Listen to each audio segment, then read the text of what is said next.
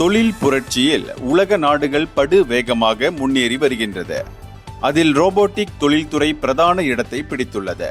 இந்த துறையில் மலேசிய இந்தியர்கள் பங்கேற்று முன்னேற வேண்டும் என்று டத்தோ டி மோகன் கேட்டுக்கொண்டார். தொழில் புரட்சியில் தற்போது அனைத்து துறைகளிலும் ரோபோட்டிக் தொழில்நுட்பம் பயன்படுத்தப்படுகிறது.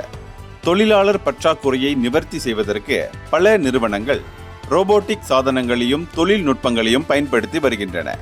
வேலைகளை மிகவும் கச்சிதமாகவும் விரைவாகவும் செய்து முடிக்கும் திறனை ரோபோட்டிக் தொழில்நுட்பம் கொண்டிருக்கிறது.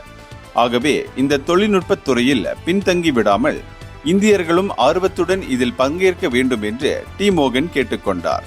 கோலாலம்பூர் மைடெக் கண்காட்சி மையத்தில் தற்போது மெட்டல் டெக் ஆட்டோ மெக்ஸ் கண்காட்சி நடைபெற்று வருகிறது. இதனிடையே இந்த கண்காட்சியில் அலிரான் நிறுவனத்தின் ரோபோட்டிக் சாதனங்கள் காட்சிக்கு வைக்கப்பட்டுள்ளன. இதனைத் தொடர்ந்து இந்த நிறுவனத்தை வெற்றிகரமாக நடத்தி வரும் சிவகுமாரை டி மோகன் பாராட்டினார். இந்தியர்களின் இதய குரல் மக்களோசை.